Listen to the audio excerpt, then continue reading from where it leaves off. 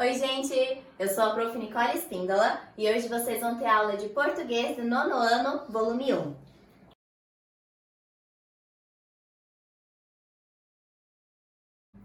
Na aula de hoje, nós vamos falar de artigos de divulgação científica e verbos de elocução.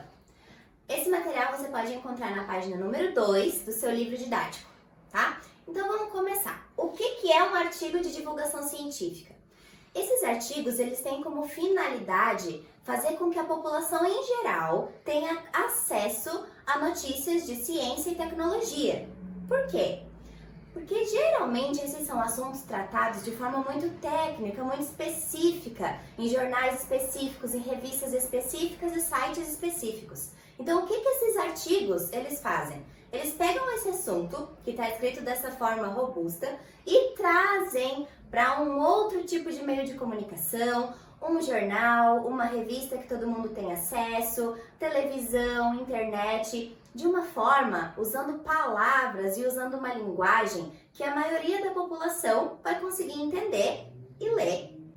Esses materiais, esses artigos, são construídos em cima de investigações, experiências, base teórica, tá? Então eles não saem do nada, eles sempre são muito bem construídos com relação a conteúdo, com relação a experiências, é sempre uma base muito científica, tá? Então qual é a linguagem que é usada nesses artigos aqui que a gente está falando?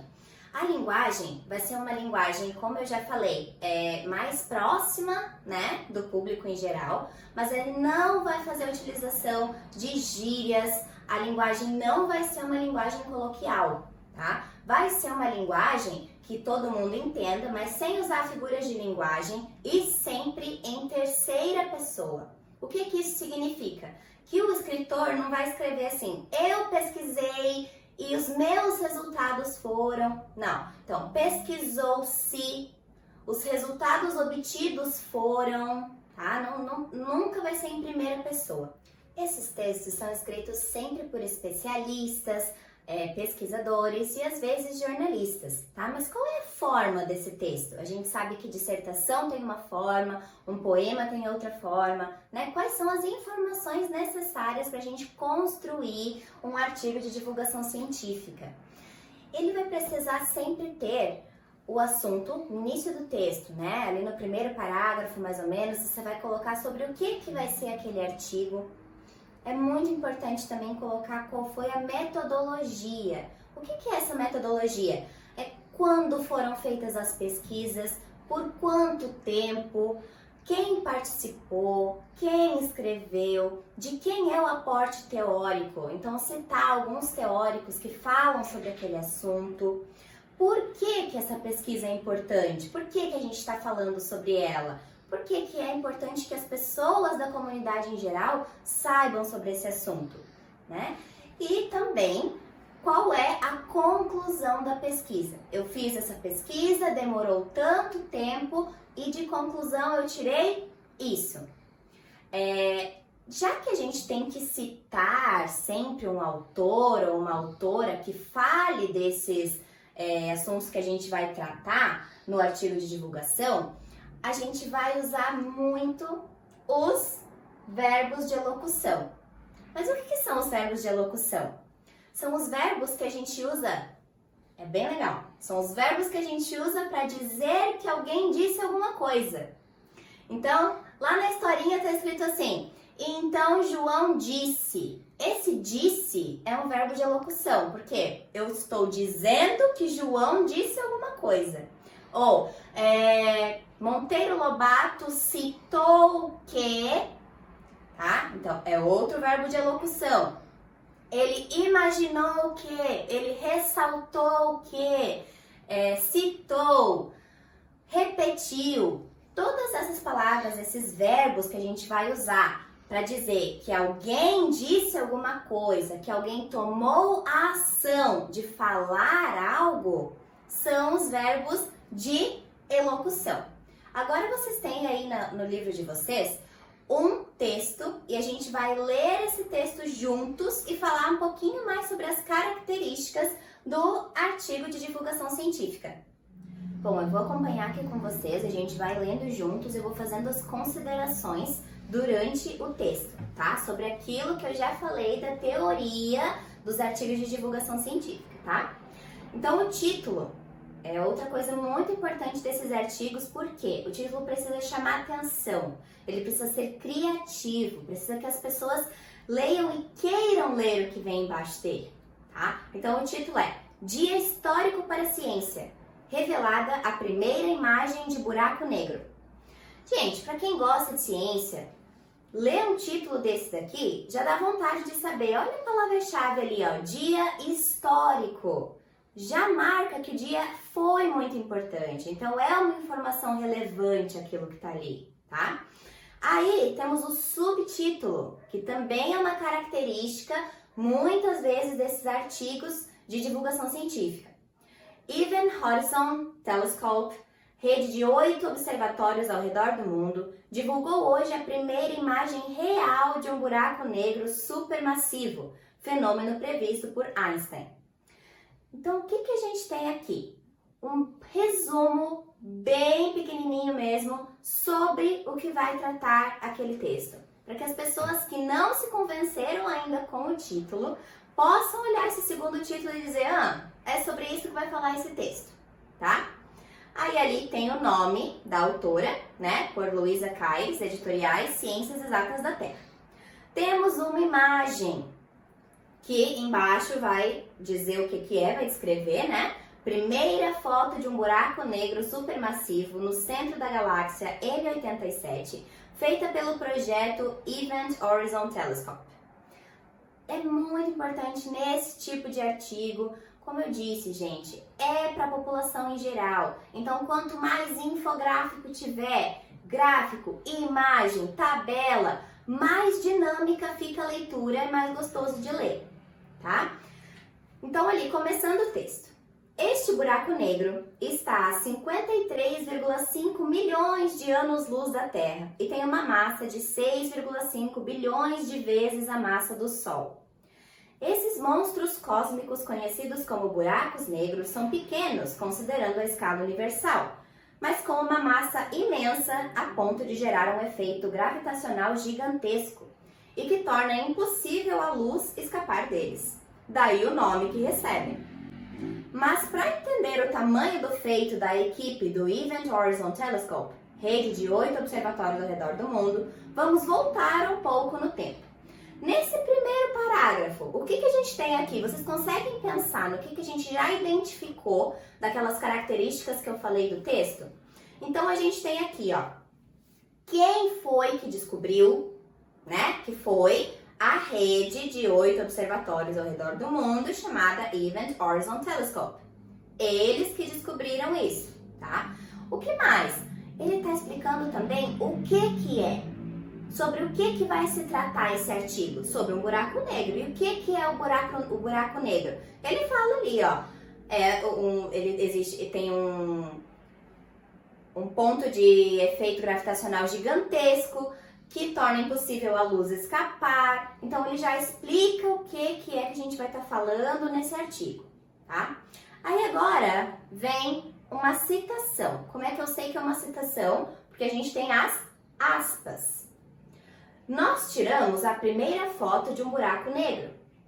Este é um extraordinário feito científico realizado por uma equipe de mais de 200 pesquisadores, comemorou Doleman. Olha o comemorou. Eu não estou usando esse verbo para dizer que alguém disse alguma coisa, só que nesse caso a citação do que a pessoa disse vem antes do verbo, que não tem problema nenhum também. Então, o nosso primeiro verbo de elocução vai ser esse comemorou, tá? Ele é, então, diretor do projeto EHT. Aí eu já estou dizendo quem que é essa pessoa que eu estou citando. É muito importante também, tá? Durante uma das conferências de imprensa simultâneas em todo o mundo em que o EHT revelou o sucesso da empreitada, exibindo a primeira evidência visual direta de um buraco negro supermassivo e sua sombra. Ele vai falar sobre o buraco negro e esse parágrafo ele é uma visão que vem de dentro dessa corporação que conseguiu essa imagem, tá? Agora, outras aspas. Conseguimos algo que se presumia impossível apenas a uma geração. Concluiu Doleman. O que a gente tem aqui nesse concluiu? Verbo de elocução. Por quê? Porque ele falou isso dali e em seguida eu disse que ele falou. Foi uma conclusão. Então, ele falou aquilo concluindo, tá? Avanços na tecnologia, conexões entre os melhores observatórios de rádio do mundo e algoritmos inovadores se uniram para abrir uma janela totalmente nova sobre os buracos negros e o horizonte de eventos. Certo? Então, o que é uma parte muito importante do artigo mesmo? Citação. A gente tem que trazer essa citação científica, citação de algum pesquisador da área. Para quê? Para que a gente torne esse texto confiável. Para que as pessoas leiam e digam, ah, mas esse cara aqui falou isso, então eu posso confiar. No próximo parágrafo, a gente tem a pergunta, como isso foi possível?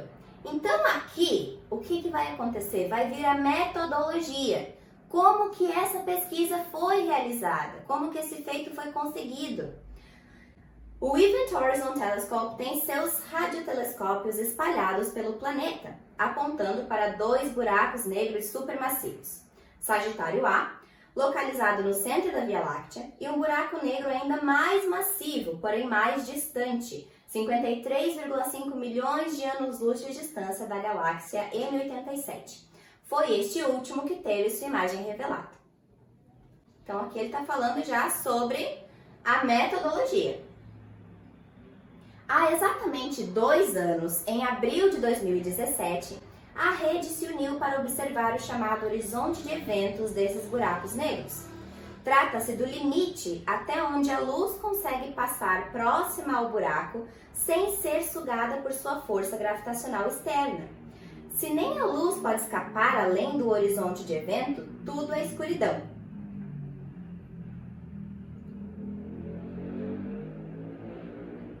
Mas junto com gás, poeira e átomos se chocando em velocidades extremas, as micro-ondas do disco de gás que fica em volta do buraco, o chamado disco de acreção, formam um anel de radiação que pode ser captada para nos mostrar os contornos do buraco negro. E é isso que mostra a imagem obtida a partir do cruzamento dos dados do observatório. Então, aqui ele está falando quando que aconteceu, que também é uma coisa importante, e está explicando um pouquinho mais sobre a imagem que já tinha lá em cima, tá? Não bastava, no entanto, captar essa radiação. O processamento de dados obtidos exigiu tecnologia robusta e o trabalho de um grupo enorme de cientistas por 2 anos. Por isso, só agora as imagens foram apresentadas. Aqui eu tenho o quê? Quem que fez isso, né? Um grupo de cientistas. E por quanto tempo? Quanto tempo eles ficaram ali trabalhando nisso? 2 anos. O que estamos vendo é o próximo item do artigo. A imagem capturou a sombra do buraco negro no interior do disco de material brilhante que acompanha. Por causa da gravidade intensa perto de um buraco negro, a trajetória da luz mostrada na imagem, correspondendo à radiação do disco, é deformada em torno do horizonte de eventos e aparece na forma de um anel. A imagem é mais brilhante de um lado que de outro, porque o disco de acreção está girando ao redor do buraco negro. Um efeito relativístico semelhante ao efeito Doppler, que é a distorção observada em ondas que são emitidas por uma fonte em movimento. Faz com que o lado do disco que gira na direção da Terra permaneça mais brilhante, enquanto que o mesmo efeito faz com que o lado do disco que está se afastando da Terra permaneça mais escuro. Aqui ele vai estar explicando a imagem. Por quê, gente? Porque, como eu disse, é para a população em geral entender sobre isso, tá? E não é todo mundo que vai entender sobre buraco negro se eles usarem uma linguagem extremamente rebuscada, né? Então, eles estão explicando ali direitinho o que é que está aparecendo na imagem. E a última parte, o que vamos fazer com isso? Que é o objetivo, que também é muito importante nesse tipo de artigo. Essa foto com certeza será emoldurada e pendurada em salas de muitos cientistas ao redor do mundo, além de ajudar a popularizar as pesquisas científicas. Mas sua importância vai muito além disso. A primeira imagem real de um buraco negro vai ajudar astrônomos e físicos a entender melhor esses objetos misteriosos. Se existem aprimoramentos a serem feitos nas teorias de Albert Einstein, o melhor fenômeno do universo para conhecê-los é um buraco negro supermassivo cuja existência, inclusive, ele previu. Fazer imagens do horizonte de eventos é uma importante confirmação da teoria da relatividade geral de Albert Einstein, diz Stein. O que é esse diz? Verbo de elocução, porque a gente tem uma fala e o verbo citando que alguém disse aquilo, tá? Além de fazer menção a Albert Einstein, que vai trazer muita credibilidade ao artigo. A teoria da relatividade geral prediz a deformação do espaço-tempo por objetos de alta massa, além de prever a existência de buracos negros, os objetos mais densos do universo. Dessa forma, a curvatura que eles criariam seria tão grande que a partir de um certo ponto chamado horizonte de eventos, nem a luz conseguiria escapar. Por isso, se a teoria estiver correta, os buracos negros deveriam ser observados como regiões aproximadamente circulares, sem qualquer emissão de radiação. Ou seja, o que veríamos seria apenas a matéria orbitando ao redor do horizonte de eventos. E é exatamente isso que a imagem do EHT nos mostrou. Além disso, o professor do IAG destaca que a massa do buraco negro calculada a partir da imagem está bem próxima dos resultados obtidos por outros meios, o que valida metodologias importantes para as pesquisas astrofísicas. Lá no início desse parágrafo a gente tem outro verbo de elocução, que é o destaca. Então, o professor do IAG destaca que... Ali a gente não tem as aspas, porque não foi feita uma citação direta. Não foi copiada exatamente as palavras que ele usou para falar aquilo. Mas é uma citação dele, tá? Que foi contextualizada ali de outra forma, mas continua sendo dele. Então, é um verbo de elocução. Por fim, ele também ressalta outro verbo de elocução, que o grau de resolução da imagem apresentada é um feito tecnológico extraordinário. E assim termina o texto. Claro que apenas com a leitura desse texto a gente já conseguiu perceber que realmente foi um dia histórico para a ciência. Bom, gente, essa foi a explicação daqueles dois assuntos que eu tinha passado no início do vídeo, lembram? Artigo de divulgação científica e verbos de elocução. Eu espero que tenha ficado claro para vocês. E para a gente ter certeza disso, atividade, isso mesmo. Já está disponível a atividade para vocês e daqui a pouco eu venho em outro vídeo para a gente corrigir e ver se vocês entenderam direitinho, tá? Um beijo e muito obrigada!